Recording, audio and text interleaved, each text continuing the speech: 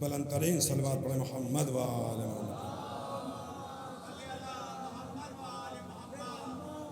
لا حول ولا قوة الا باللہ العلی العظیم۔ اعوذ باللہ من الشیطان اللعین الرجیم۔ بسم اللہ الرحمن الرحیم۔ الحمد للہ الذی لا یبلغ مدحتہ القائلون ولا یحصی نعمہ العادون ولا یؤدی حقہ المجتہدون الذی لا یدرکہ بعد الہمم ولا ینالہ غوث الفتن الذی لیس لصفتہ حد محدود ولا نعت موجود ولا اجل ممدود فطر الخلائق بقدرتہ ونشر الریاح برحمتہ وابتدى بالسحور میدان عرضہ ثم الصلاة والسلام علی مکی المدنی القرشی الہاشمی ابتہد مولانا مولا الثقلین جد الحسنین ابی القاسم محمد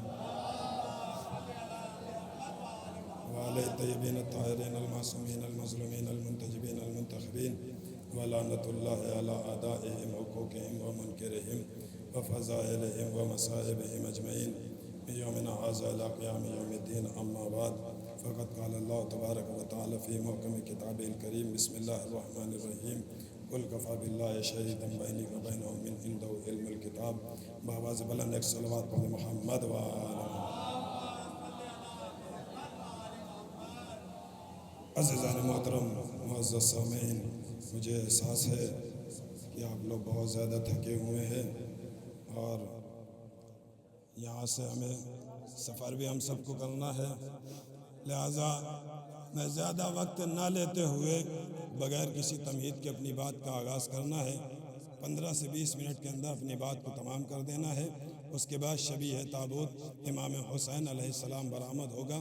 خالق کائنات مالک ارض و سما اپنی پاک و پاکیزہ کتاب محکم کتاب قرآن مجید میں ارشاد فرماتا ہے کہ کل کفا باللہ شہیدم بینی و بینہم من عنہ علم الکتاب، کہ اے رسول آپ کہہ دیجئے کہ ہمارا گواہ یعنی رسول کا گواہ صرف اور صرف ایک اللہ کافی ہے، ایک وہ کافی ہے کہ جس کے پاس کل کتاب کا علم ہے۔ یعنی پروردگار نے پہلے ہی بتا دیا کہ رسول کا گواہ وہی ہو سکتا ہے کہ جس کے پاس کل کتاب کا علم ہو۔ یعنی اللہ نے رسول کا گواہ کسی جاہل کو نہیں بنایا، اللہ نے رسول کے گواہ کو کسی جاہل کو نہیں بنایا بلکہ عالم کو بنایا کہ جس کے پاس کل کتاب کا علم تھا۔ اسی لیے ہم نے دیکھا کہ کل کتاب کا علم کس کے پاس ہے، تو ہم نے دیکھا کہ 13 رجب کو ایک بچہ خانہ کعبہ میں آیا، اس کے بعد آگوش نبی میں آیا، آنے کے بعد کہتا ہے یا رسول اللہ کیا سناؤ، تورات سناؤ، زبور سناؤ، انجیل سناؤ، قرآن سناؤ۔ تورات بھی سنایا، انجیل بھی سنایا، زبور بھی سنایا، قرآن بھی سنایا۔ بھائی ایک بات سمجھ میں نہیں آئی، تورات کا پڑھنا سمجھ میں آتا ہے اس لیے کیونکہ تورات آ چکی تھی، زبور کا پڑھنا سمجھ میں آتا ہے اس لیے کہ زبور آ چکی تھی، انجیل کا پڑھنا سمجھ میں آتا ہے اس لیے کہ انجیل آ چکی تھی، لیکن قرآن تو ابھی آیا نہیں۔ بھائی قرآن تو ابھی نازل نہیں ہوا، تو پھر مولا علی نے قرآن پڑھا کیسے؟ پوری توجہ آخری مجمع تک، مولا نے قرآن پڑھا کیسے؟ بھائی بات 2 سورتوں سے خالی نہیں ہے، یا تو ہمیں یہ ماننا پڑے گا کہ علی اس ذات کا نام ہے کہ جس کی نگاہوں کا نام ہی لوح محفوظ ہے، جس کی نگاہوں کا نام ہی لوح محفوظ ہے، یا تو ہمیں یہ ماننا پڑے گا کہ علی اس ذات کا نام ہے کہ جو بولتا جائے قرآن بنتا جائے۔ صلوات پڑھے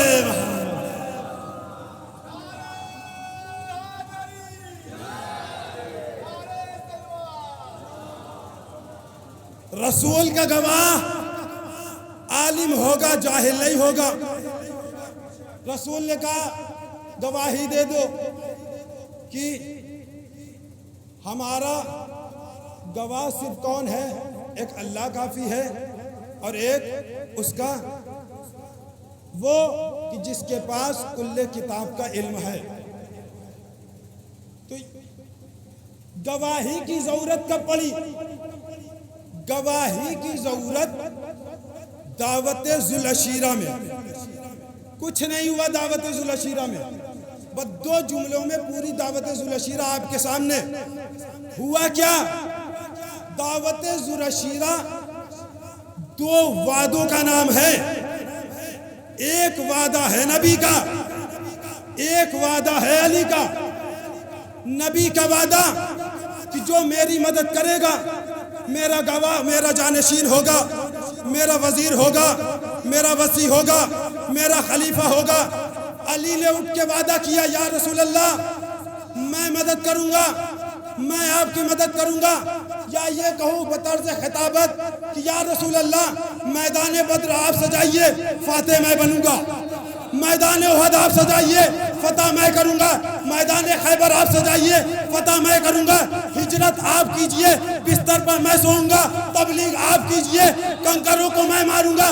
اے رسول اللہ بستر آپ سفر کیجئے, آپ سفر کیجئے, میں آپ کے بستر پر سوؤں گا.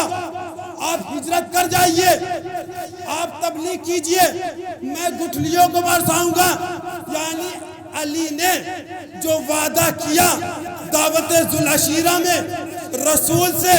اب میرا سوال ہے اس مجمع سے کہ یہ بتائیے کہ جو علی نے وعدہ کیا تھا وہ علی نے اپنا وعدہ وفا کیا یا نہیں کیا؟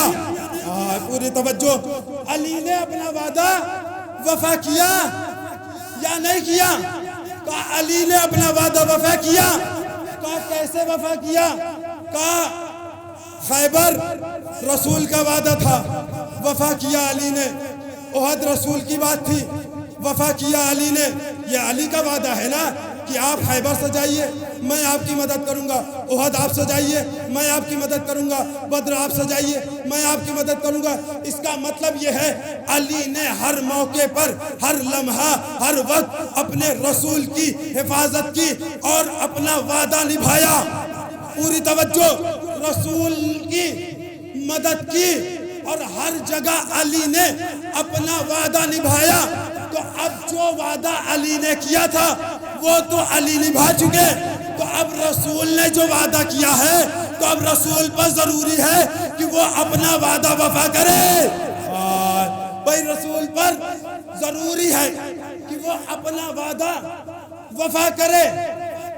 اور رسول کا وعدہ کیا ہے کہ جو میری مدد کرے گا وہ میرا جانشین ہوگا, میرا وزیر ہوگا, میرا خلیفہ ہوگا. اب پھر ایک سوال ہے, یہ بتائیے کہ علی نے جو وعدہ وفا کیا ہے وہ گلی میں وفا کیا یا میدان میں وفا کیا؟ کیا گلی میں وفا کیا یا میدان میں وفا کیا؟ کہا نہیں, علی نے اپنا وعدہ میدان میں وفا کیا. بدر میدان کی بات, احد میدان کی بات, خندق میدان کی بات, خیبر میدان کی بات, شب ہجرت میدان. بھائی علی نے اپنا وعدہ میدان میں وفا کیا تو اب رسول پر لازم ہے کہ جب وہ اپنا وعدہ وفا کرے تو وہ بھی غدیر کے میدان میں وفا. صلوات پڑھے محمد. رسول پر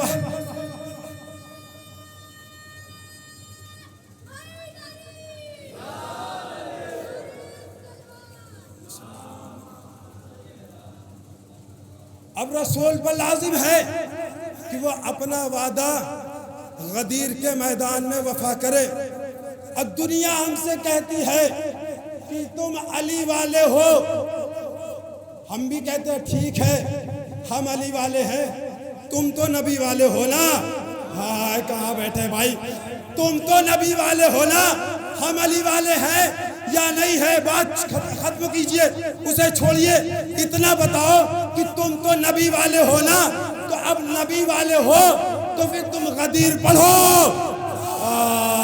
بھائی کیوں غدیر پڑھو؟ اس لیے ہم علی والے ہیں. ہم نے خیبر پڑھ کے بتایا کہ ہم علی والے ہیں. ہم نے علی کا وعدہ بدر پڑھ کے بتایا ہم علی والے ہیں. ہم نے خندق پڑھ کے بتایا ہم علی والے ہیں. تو اب ہم غدیر کیوں پڑھیں؟ بھائی کیوں؟ اس لیے خیبر علی کا وعدہ تھا, ہم نے پڑھ کے بتایا کہ ہم علی والے ہیں.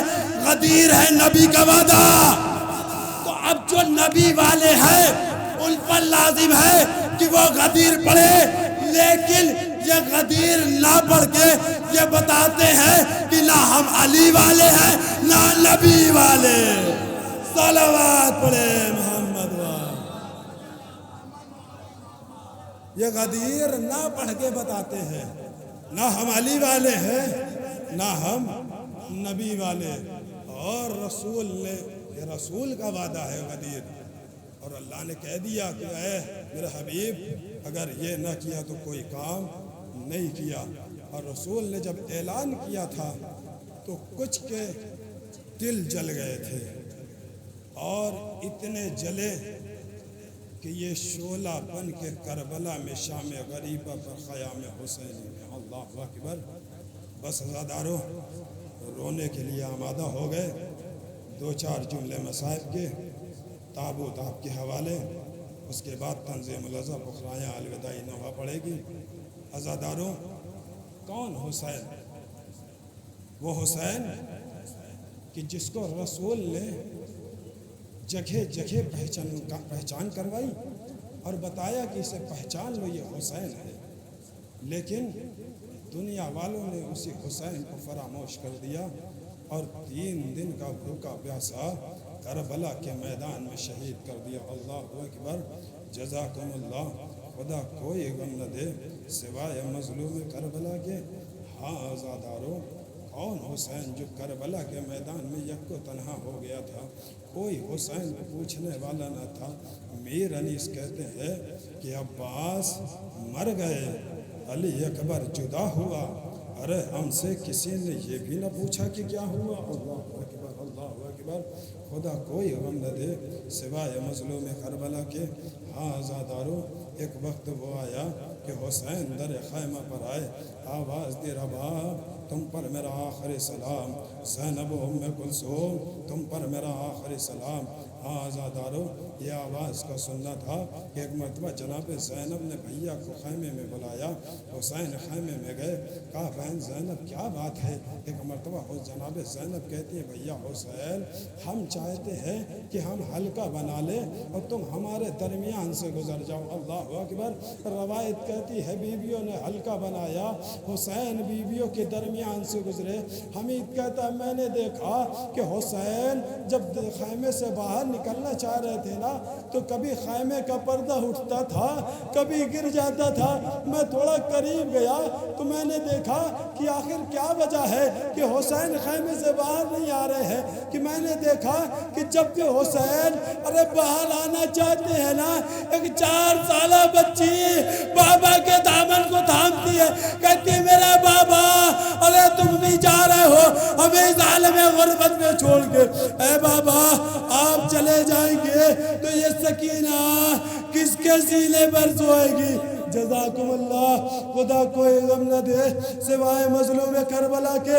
آزادارو، حسین ذوالجناح کے قریب آئے۔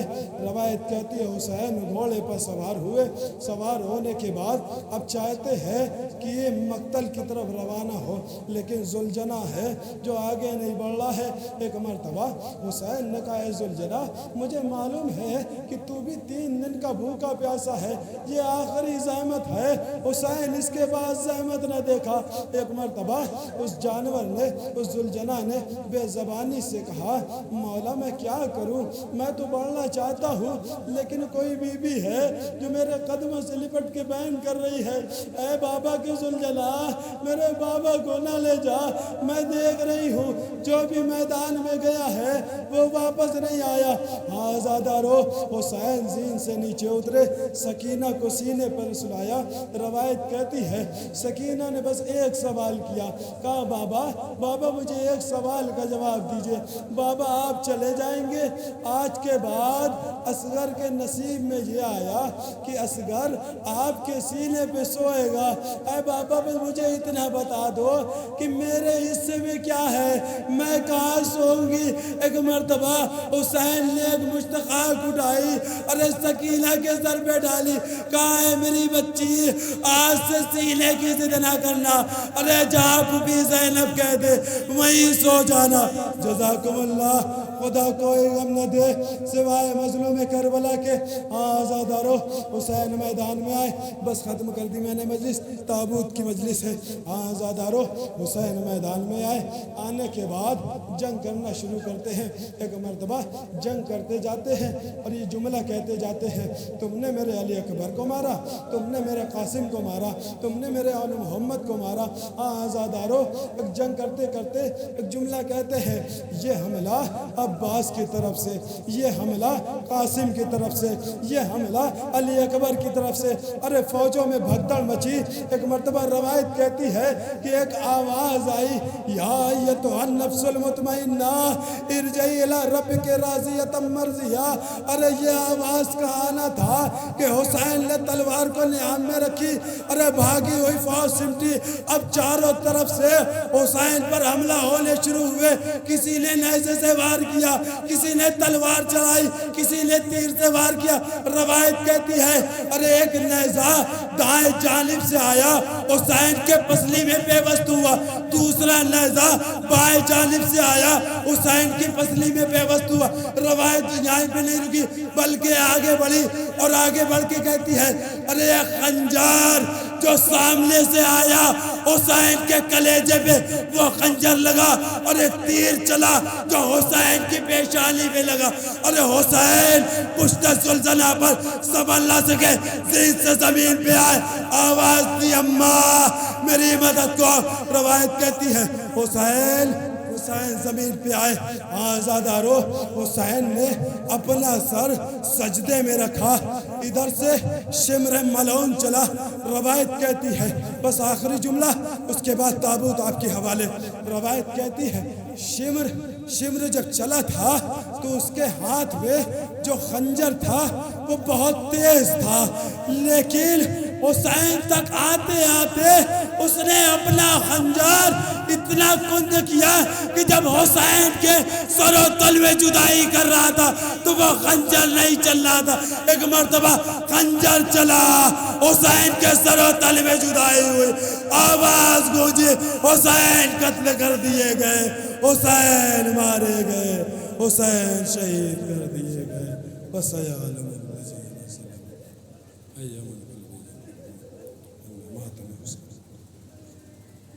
انجمن تنظیم العزا سے گزارش ہے کہ وہ داعش پر تشریف لائے اور الوداع